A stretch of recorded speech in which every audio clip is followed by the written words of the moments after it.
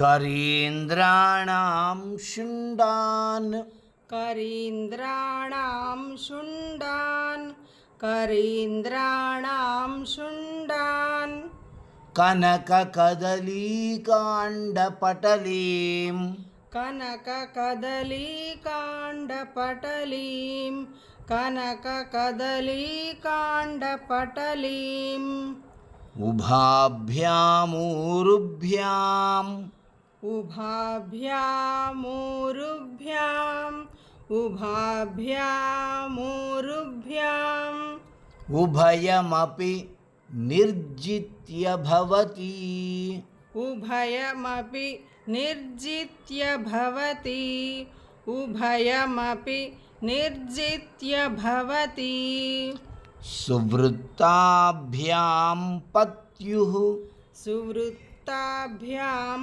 पत्युः सुवृत्ताभ्यां पत्युः प्रणतिकठिनाभ्यां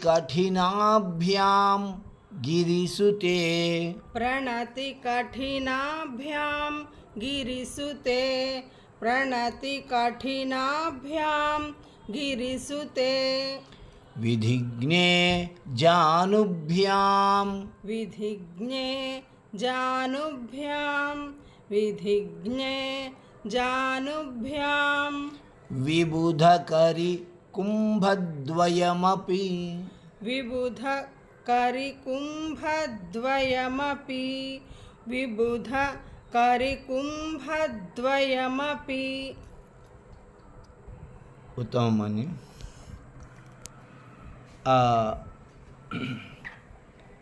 శంకరాచార్య స్వామి వారు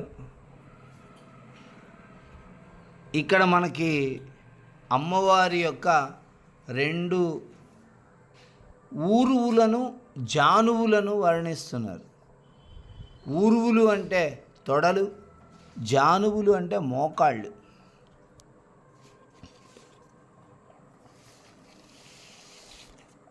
అవి ఎలా ఉన్నాయి, ఎలాంటి సౌందర్యాతిశయంతో వెలిగిపోతూ ఉన్నాయి అనేటువంటి విశేషాంశాలని ఈ శ్లోకంలో తెలుసుకుందాం. గిరిసుతే ఓ పర్వతపుత్రి, ఈ మాటతోనే కదా మొదలు పెడతారు ఆయన ప్రతిసారి.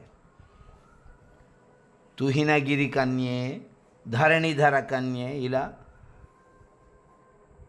ఏ మాటకు వచ్చినా కూడా ఆ పర్వతరాజపుత్రిక అనే మొదలు పెడుతున్నారు. విధిఘ్నే మరొక విశేషాంశం చెప్పారు ఇక్కడ. వేదంలో చెప్పబడినటువంటి ధార్మికమైన ప్రతి కార్యక్రమం గురించి బాగా తెలిసినదానా. భవతి నీవు కరీంద్రాణం శుండాన్, ఏనుగుల యొక్క తొండాలని, కనక కదలీకాండ పటలీం, కనక బంగారపు కదలి అరటి, బంగారపు అరటి ఉండదు, ఉంటే బంగారపు అరటి చెట్ల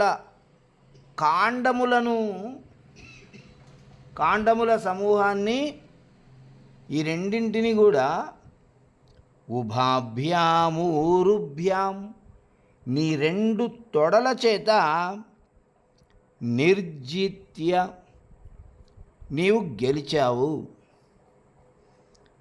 ఏనుగుల తొండాలని, బంగారపు అరటి చెట్లని నీవు గెలిచేసావు,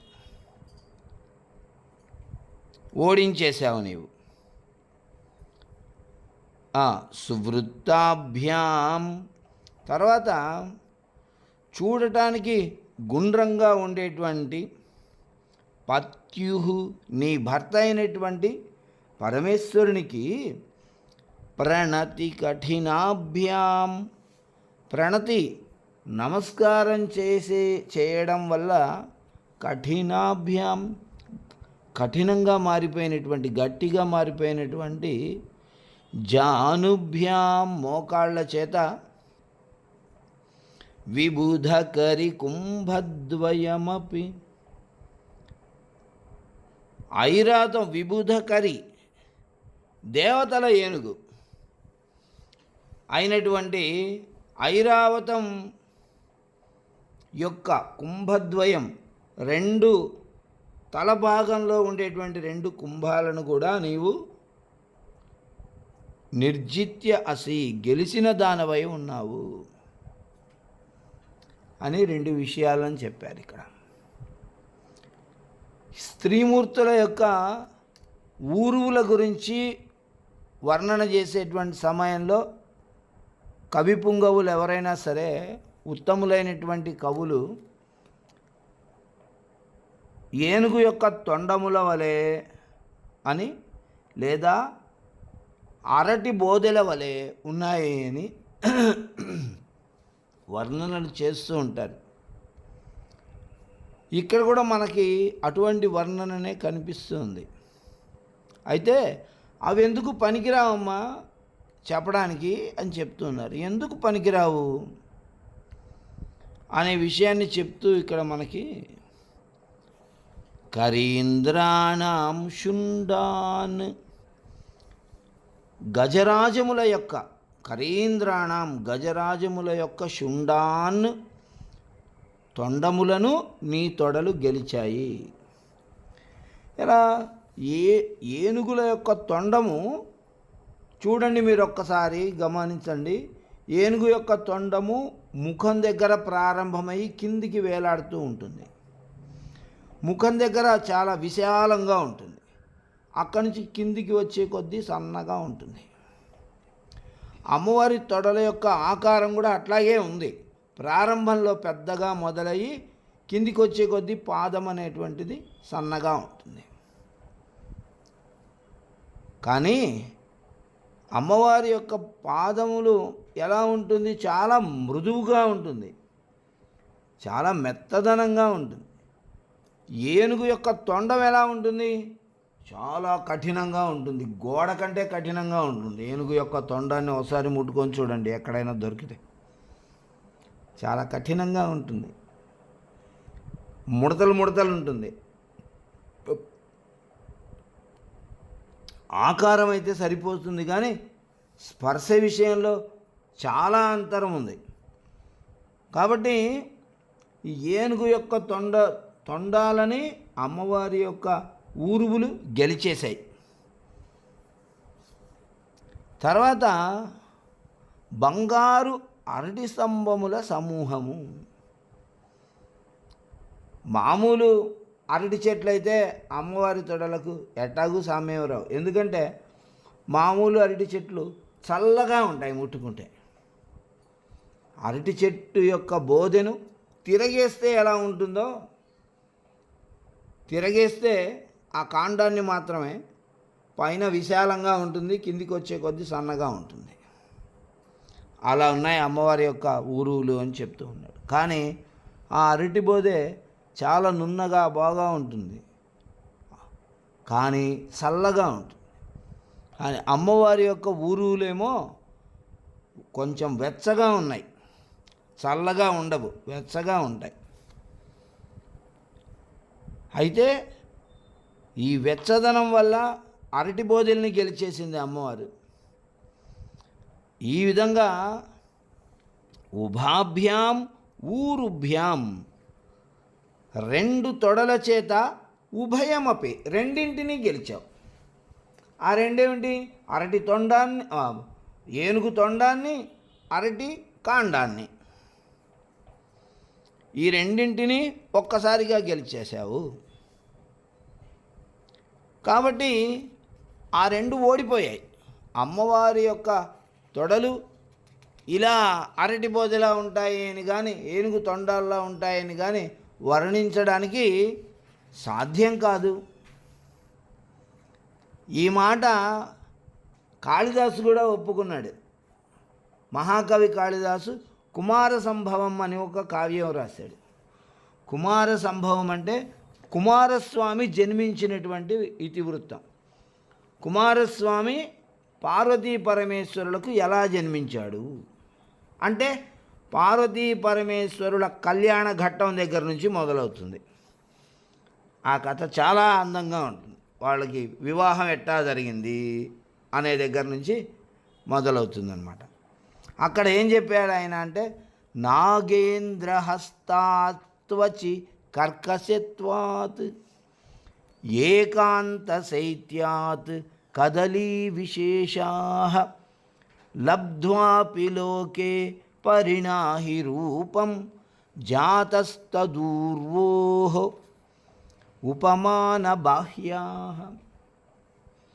నాగేంద్ర హస్తాః. నాగేంద్రం అంటే రెండు అర్థాలు ఉన్నాయి. సర్పము అని ఒక అర్థము, గజేంద్రము అని ఒక అర్థం, ఏనుగు అనే అర్థం ఉంది నాగేంద్రం అనే పదానికి. ఇక్కడ ఏనుగు, ఏనుగు యొక్క హస్తాహ అంటే తొండము. ఏనుగుకి తొండమే హస్తము. మనకు పనులు చేసుకోవడానికి ప్రత్యేకంగా చెయ్యి ఉంది, మనకు చేతులు ఉన్నాయి రెండు. ఏనుగుకి పనులు చేసుకోవడానికి తొండం ఉంది కాబట్టి ఆ తొండాన్నే హస్తం అంటాం మనం. ఆ ఏనుగు యొక్క హస్తము కర్కశత్వాత్ కఠినంగా ఉంటుంది, ముడతలు ముడతలు ఉంటుంది, చాలా గట్టిగా ఉంటుంది. కాబట్టి అమ్మవారి యొక్క తొడలతో పోలికని పొందలేదు. ఏకాంత శైత్యాత్ కదలీ విశేషాః. కదలీ విశేషాః అరటి చెట్టు యొక్క కాండములు ఏకాంత శైత్యాత్ శైత్యం మాత్రమే ఉంటుంది వాటి దగ్గర, చల్లదనమే ఉంటుంది. అరటి చెట్లు ఎక్కువగా నీళ్లున్న ప్రదేశంలో పెరుగుతాయి, లేదు మన ఇండ్లలో ఉంటే కూడా ఎక్కువగా నీళ్లు పోయాలి వాటికి. అరటి చెట్టు కాండంలో కూడా నీరు ఉంటుంది. మనం దాన్ని ఈ కార్తీక మాసంలో కత్తిరించుకుంటూ ఉంటాం, చిన్న చిన్న దొప్పల్లాగా. ఆ కత్తిరించుకుంటూ నీరు వస్తూ ఉంటుంది కాబట్టి అందులో నీరు ఉంటుంది, చల్లదనం ఉంటుంది. కానీ అమ్మవారి యొక్క తొడలలో చల్లదనం ఉండదు, వేడిదనం ఉంటుంది కాబట్టి అది కూడా పనికిరాదు. లబ్ధ్వాపి లోకే పరిణాహి రూపం. అమ్మవారి తొడలు ఇలా ఉంటాయి అని చెప్పడానికి రెండు రూపాలు దొరికాయి. లోకే పరిణాహి రూపం, లోకంలో అటువంటి రూపాలు గలవి రెండు దొరికినాయి. అయినప్పటికీ కూడా జాతస్తదూర్వోః ఉపమాన బాహ్యాః, పోలిక చెప్పడానికి బాహ్యాః అవి బయటపడిపోయాయి, పోలిక చెప్పడానికి పనికి రాకుండా పోయాయి. ఆకారానికి మాత్రం దొరికాయి. ఆకారం ఇలా ఉంటుంది అని చెప్పుకోవడానికేమో ఒక అరటి స్తంభము, ఒక ఏనుగు తొండము రెండు దొరికాయి. కానీ ఆ రెండింటి యొక్క స్పర్శలో ఇదేమో కఠినంగా ఉంటుంది, అదేమో చల్లగా ఉంటుంది. కాబట్టి ఆ రెండు కూడా అమ్మవారి తొడలకు పోలికలుగా చెప్పడానికి పనికి రాకుండా పోయాయి అనే మాటనే మహాకవి కాళిదాసు కూడా చెప్పాడు. ఆయన కూడా ఒక మహర్షి లాంటి వాడే. చూడండి ఎంత అందమైనటువంటి విషయాన్ని చెప్పారో ఇక్కడ. తర్వాత రెండో మాట చెప్తున్నారు మనకి, విధిజ్ఞే. ఓ వేదములో చెప్పబడినటువంటి విధులను తెలిసినటువంటి దాన, పత్యుః ప్రణతి కఠినాభ్యం.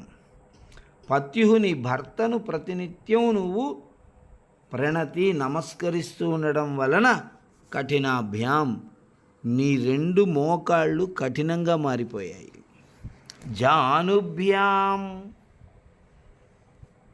కఠినంగా మారినటువంటి జానుభ్యాం మోకాళ్ళ చిప్పల చేత విబుధకరి ఐరావతం అనేటువంటి ఏనుగు యొక్క కుంభద్వయం, ఆ పైన కనిపిస్తున్నటువంటి రెండు కుంభాలు లాంటివి ఏవైతే ఉంటాయో వాటిని కూడా నువ్వు గెలిచేసావు. అంటే తొడలు ఎంత మృదువుగా ఉన్నాయో మోకాళ్ళు అంత కఠినంగా ఉన్నాయని చెప్తూ ఉన్నాడు. తొడల విషయము ఎంత మృదువుగా ఉన్నాయో ఆ మృదుత్వం వల్ల ఏనుగులు పనికి రాకుండా పోయాయి. ఇప్పుడేమో మోకాళ్ళు ఎంత కఠినంగా ఉన్నాయో ఆ కఠినత్వం ముందు ఏనుగు పనికి రాకుండా పోతున్నాయి. ఏనుగు యొక్క కుంభాలను కూడా నువ్వు గెలిచావు. అంటే అమ్మవారు ఆది పరాశక్తి ఆవిడ పరమేశ్వరి అయినప్పటికీ కూడా పరమేశ్వరునికి భార్య ఆవిడ. కాబట్టి ప్రతిరోజు ఆవిడ మోకాళ్ళపై కూర్చొని ముందుకు వంగి రెండు చేతులను భూమిపైన ఉంచి తలని భూమిపైన ఉంచి ఆయనకి పాదాభివందనం చేస్తుంది రోజు. ఇది స్త్రీలు ప్రతిరోజు భర్తను సేవించుకునేటువంటి పద్ధతి. అది విధిజ్ఞే. ఇలాంటి విధులను తెలిసినటువంటి దానా అని చెప్తూ ఉన్నాడు స్వామి. ఇలా భర్తను ఈ విధంగా సేవించాలి అని అమ్మవారు భర్తను సేవించేటువంటి విధానాన్ని తెలుసుకొని ముత్తైదువులందరూ కూడా వారి వారి భర్తలకి ఈ విధమైనటువంటి నమస్కారమే చేయాలి. చాలామంది మన భారతీయులు తెల్లవారు నిద్రలేచిన తర్వాత మంగళసూత్రాలకి నమస్కారం చేసుకొని ఏ పార్వతీ అమ్మవారినో లక్ష్మీ అమ్మవారినో తలుచుకుంటారు. ఇది ఒక సాంప్రదాయకంగా వస్తున్నటువంటి పద్ధతి. అలాగట చూడండి అమ్మవారు ఎన్ని నమస్కారాలు చేసిందో ఆ మహాతల్లి. మరి ఎంత శ్రద్ధగా నేలపైన రెండు మోకాళ్ళని ఉంచి ముందుకు వంగి రెండు మోచేతులని ఉంచి శిరస్సుని కిందికి వంచి నమస్కారం చేస్తూ ఉండడం వల్ల ఆ రెండు మోకాళ్ళు కూడా ఏనుగు యొక్క కుంభాలను కూడా మించిపోయినటువంటి కఠినంగా ఉన్నాయి. ఏనుగు కుంభాలు ఎంత కఠినంగా ఉంటాయో అంతకంటే కఠినంగా అమ్మవారి పాదాలు ఉన్నాయి. ప్రతిరోజు నమస్కారం చేస్తూ ఉండడం వల్ల అలాంటి కాఠిన్యం అమ్మవారి రెండు మోకాళ్ళలో ఏర్పడింది. ప్రణతి కఠినాభ్యాం, ప్రణతి నమస్కరించడం ద్వారా కఠినాభ్యాం ఆ కఠినత్వం అనేది వచ్చిందట. అటువంటి అమ్మవారి యొక్క ఊరువులు జానువులు మనందరికీ శుభాలను కలిగించునుగాక. మనము ఈ దేవతలకి మనం అంగపూజ చేసేటువంటి సమయంలో మనకి కాళ్ళ దగ్గర నుంచి మనం అంగపూజ పాదాభ్యాం జానుభ్యాం ఊరుభ్యాం అని మనం అక్కడ అంగపూజలో మనం అట్లా చేస్తాం. ఇక్కడ మనకి అమ్మవారి యొక్క